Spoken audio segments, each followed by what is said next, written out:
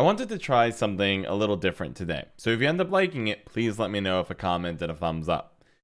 Today, I wanted to go through a couple of my decks from patch 9.4 that I really liked, that I thought were brilliant, and I wanted to walk you through why I liked them, how it kind of came together, give you a little bit of insight to what I consider not necessarily the strongest creations I've ever made on patch 9.4, but ones I'm particularly proud of that came together just right. Let's start with this one. This is a double sunset triple shoot deck. And it came from the initial idea of Alyssa here letting me shuffle a special card back in the deck. As soon as this card was spoiled, everybody was talking about shoop, shoop, shoop. And you can't blame them, right? So obviously, the only shuffle back effect in the game up until that point was a sire. If you're playing Nilfgaard, pick a card from your grave, chuck it in your deck. Though most commonly played in a clogging deck, pick your opponent's worst card, put it in their deck, make their deck even bigger so your Colgrim's even bigger. But with this new addition, hey, all of a sudden, what decks could you do double shoop in? And Nilfgaard now had a potential for triple shoop. So that's where I started. I said, all right, cool. We're going to do that. So what does triple shoop need? Well, if we're going to go a Sire, Alyssa, shoop, I need a way to find shoop initially. So we'll go Neomancy. I also, once I shuffle back, still need another way to find it. The Land of 1,000 Fables starts to look interesting, because then if we land the 1,000 Fables, and I have the second copy of Neomancy in my hand, I can also turn it into Sunset Wanderer. They give me a lot of pressure in the round. Redea is going to make an appearance, because Redea is just a generally good card to put alongside of Shoop. If you're doing all the effort for Shoop, might as well do the effort for Redea, and vice versa. They're both very powerful cards with the exact same deck restriction. That's kind of how it came together. I needed ways to keep searching. I also wanted to make sure I won the round, right? And I needed to find my cards. So as for leader, we ended up going tactical, or I ended up going tactical decision here. Why? Need to find my cards. Well, tactical decision typically likes a fawn. It also very much likes mage assassin. So I can only run one mage assassin. But it's not the end of the world. Even if I brick on both of them, just Snowdrop and Tactical Decision is a ton of points together. It's a quick way to force a round to abruptly end if I want it to end then, and just focus on carrying over the sunset. Or if I am just, I carried over and we're fighting it out in round 2 or 3, just smash them with it. It's just a good combo, good card in general. Well, if I'm running a Fawn, and I'm going to be running Mage Assassin, I need ways to find them in case I don't draw them. And it's gonna be hard to draw them with this deck. The deck eventually gets pretty tight on the provisions. If I'm gonna go Sunset or Neomancy, Shoop, and Redea, and land 1,000 Fables, and Snowdrop, it starts to get a little pressured. But fortunately, Fisher King's now at 5/6. That's actually fairly good value. Yes, Blightmaker will spawn at 3, so technically, if this it's forced you to find the Mage Assassin, you're missing out on 2 points, but it's really not that different. All in all, I liked how it was starting to come together. Now, ultimately, I will say I did greed. I greeded for something really fun here, which was Terra Nova. Terra Nova is just a beast of a card. It just basically says, hey, early rounds, play out your stuff, start putting spy on some stuff, and then in round 3, or when you're in a pinch, smash me down, I'll copy the best card they've played, and destroy, go to town, just destroy them. And much like how Brathens works, one Mage Torturer, where are you, buddy? Turncoat. Makes it all happen, helps me enable it in early rounds. Honestly, if you wanted to modify this deck, you could kick out Terra Nova, toss in a Brathens, and get rid of some of these bronzes, and put in like a mid-range gold. But typically when it comes to Shoop decks and Redea decks, you want to kind of handlebar the deck. You want to be very aggressively mulliganing back really bad bronzes in hopes of hitting the high-powered, high-point gold. I'm not as worried about that. I think personally I'd rather have the Terra Nova and feel very comfortable chucking back all this garbage here, but I'm trying to find my key golds. If I end up going for like a Brathens, card quality will increase down here, but it's not as impactful. I think Handlebar is typically the way you want to be approaching it. Just aggressive mulliganing, trying to find the key cards. Especially if you have to shuffle stuff like Shoot Back, you want to be mulliganing as often as possible. Might as well always have crap to put back. And that's how the deck came together. I think it's brilliant. I thought it was really, really cool. First scroll to make sure you can find what you need in round 1. You get 3 Shoops, 2 Sunsets. It's just such a mean deck. It's such a mean deck. It's such a cool deck. I love it. This is the first deck I wanted to highlight. Let's go into deck number 2. This one, I'm going to have to update it because Mushy Truffle just got nerfed to 10 provisions, which is fair. Now you can see 166 when it really needs to be 165 if I recall correctly, because imprisonment, yeah, 15. This deck is really interesting. This was my first real take on an Illusionist deck, which did just get buffed, so I'm sure I'll try this out in 9.5 with some minor modifications to make it all come together. But the idea was really straightforward. Go ahead, use Operator to give your opponent Nilfgaard Knight. So you're skipping the Vilgefortz Renegade to set up the Illusionist. Instead, you're just using Operator. Give him a Nilfgaard Knight when you get a chance. And now your Illusionists have a really fantastic target in your opponent's grave. At worst, the first one's going to be a 5-4. So 4, back then it was 3-4. But now we're going to go 4 for 4. We're kind of talking patch 9.5 numbers. Though again, this is one too many provisions for 9.5. So it'd be a 5 provision card, or 5 points for 4 provision. Second one now, it's 4 plus 8, so for 13 for 4. That's pretty darn good value. 13 for 4 is a lot of points for an Illusionist as long as you get the bonded effect off. And you can get Illusionist from the 2 copies here. You can get it from Mushy Truffle. You can also get it from Vigo. All of which are super viable. And Vigo often will not be bricking because even if you miss the Illusionist, you have 2 different spies you can hit. Get a lot of value there. All of which is excellent. You can even get a Blightmaker, which is always fantastic as well. If you miss one Blightmaker, you can always go Blightmaker, Mage Assassin, spawn your little golem. It's a lot of points. The deck comes together very nicely. It also takes advantage of things that Nilfgaard typically doesn't have, which I kind of stole from Skellige, because they always go Raging Bear and then smack a Megascope. Now you can go Nilfgaard Knight, smack a Megascope. Not as consistent because if your opponent plays first, obviously you can't just Nilfgaard Knight. You're going to be a 6 or 5 instead of 8 for 5. But then you can go Megascope, Megascope. And also in the later rounds, typically through round 3, after you've already done your Operator stuff in round 1 or 2, you can go ahead and transit. Basically, you can just open up Illusionist, copy an Nilfgaard Knight, and smack a Megascope down.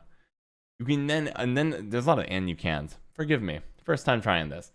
You also get access to a very nasty play with Vrygef here. Vrygef here. Because if he double triggers, if he triggers 2 Illusionists, he'll spawn 2 Nilfgaard Knights for a 20-point play, 20 for 8. And you probably will end up with 5, 6, probably 5. 4 to 5 is probably fair. 4 to 5 Nilfgaard Knights. Fremindi only needs really 3 to be really good value as a 10 for 6. So 3 to 4, beautiful. Beautiful. You get 5, you're really, really smoking. You have stuff like Ivor to help you close out rounds. You have Ramon for more Illusionists, or also you can always do a Nilfgaard Knight with him.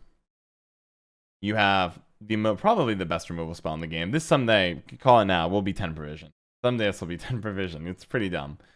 And also make this sure this is all consistent, or Neuromancy and Royal Decree kind of hold the fort. You have Deadman's, and you have Blightmaker, Mage Assassin, Thinning. It's a lot. It's very consistent. It has so many cool tools in it, from things like Ivor, Ramon, and the Creative Operator that you just usually can solve. You can usually solve most problems that your opponent throws at you while simultaneously setting up a point slam opportunity, which is just mind-blowing.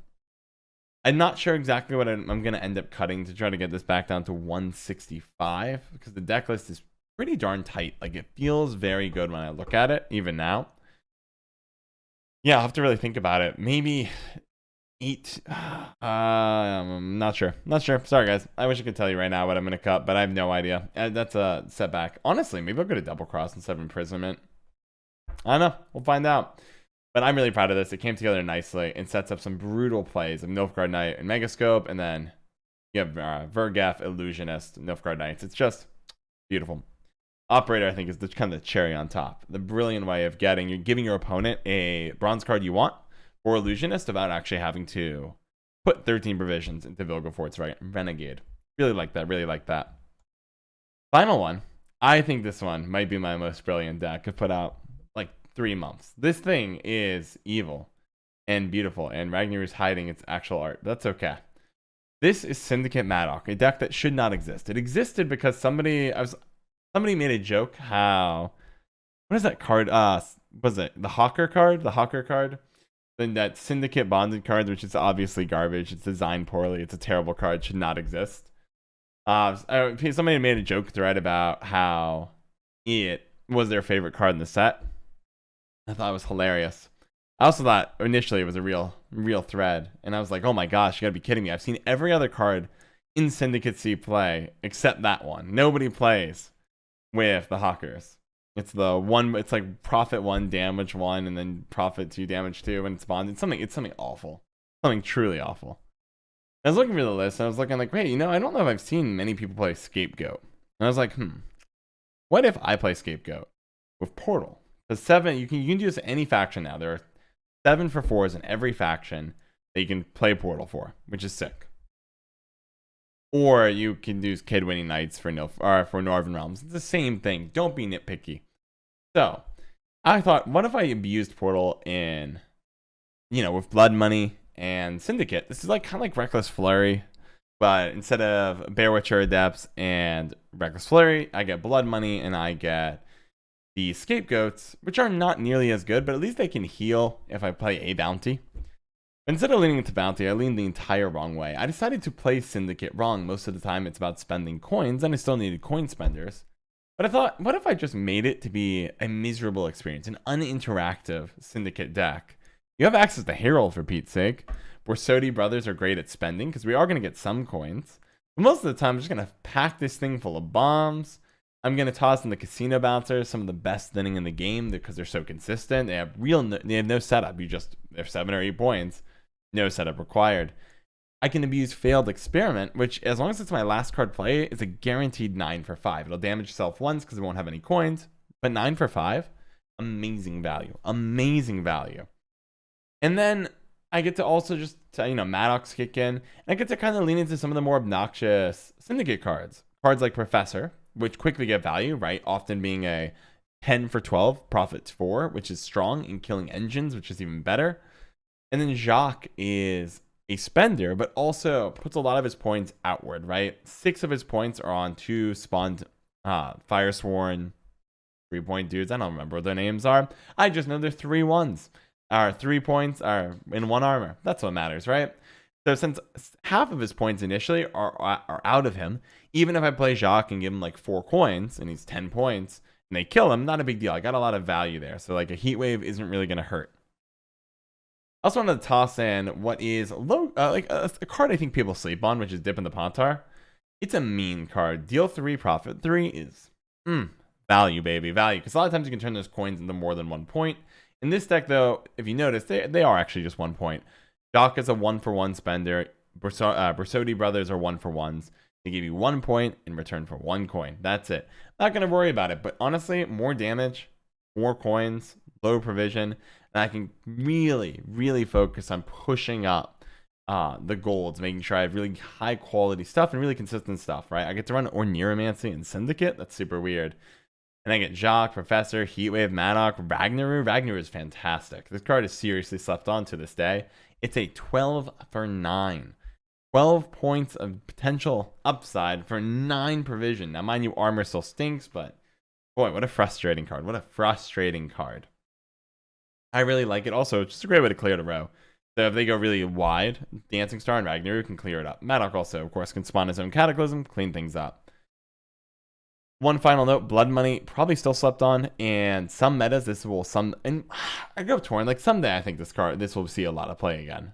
Once upon a time used to. Now, not so much. The ability to basically have Heatwave as your leader ability is ballin'. Is this Heatwave? No, but just like smacking down 1 target is fantastic, and the excess damage becomes coins, which means you're guaranteed 8. Just a solid 8 points. No caveats, man, my Reckless Flurry hit the wrong target. I couldn't get Bloodthirst. I know it's 9, but I missed the key engine I was trying to kill. Like, none of that. You just say that one, the one you like, the one you really care about, the one that you write home to your parents about, saying, I got this great card, and it's a great engine. It supports me in my, in my endeavors and helps me when I'm weak. That one, die. And you just smack Blood Money. You smash it. Smash in your hopes and their opponent's hopes and dreams as they stare there, clutching their card, whether it be Saul or Corvo or any of the others. They're just clutching it and like just smash it in. Fantastic. Big fan of Blood Money. I love the deck. It came together nicely. Your opponent sits down and say, oh, it's Syndicate Blood Money. It's some weird brew. And it's not just a weird brew. It's a deck list that plays Syndicate wrong. I don't focus on coins. I focus on having the most uninteractive, most frustrating and cruel deck possible. where all the cards play for a lot of points, and so without being tied to actually living on the field. Jacques puts 6 away from himself. Professor puts 4 profit and 4 damage away from himself. Right? So if you kill what's on the field, no big deal. I don't care about them, and our last say is failed experiment. So 9-5, you can't answer. Beautiful. It's a beautiful thing. And that's what I got. I hope you enjoyed hearing my thoughts about some of these decks. If you've not tried out any of these decks, totally should. The patch 9.4 to 9.5, the patch there, it wasn't very significant. It was a good patch. I like the patch. It was a step in the right direction, of course, for the game, but it didn't really modify my decks too much. So if you just picked up these, I bet they would be surprisingly decent. Man, when I look at this list, I still think, wow, really came together well. Feels really good. Feels like a work of art. Yeah, baby. All right, well, if you like this video, let me know down below, especially if you made it to the end, and I can do more of these for some of my other decks that I'm really proud of. Or maybe you say, John, not my thing, and that's okay too. Anyways, guys, I'll see you all tomorrow. Sometimes I think that tomorrow is a lie. It's really 12 hours. I put out a video every 12 hours. Yeah, that's right. You guys are spoiled rotten. Consistency, baby. Anyways, see you all soon. Later. Shoutouts to Ahmed Ali, Pseudonym81, and McRandar for their generous support on the Patreon. Thank you. Thank you all so much. I really do appreciate it.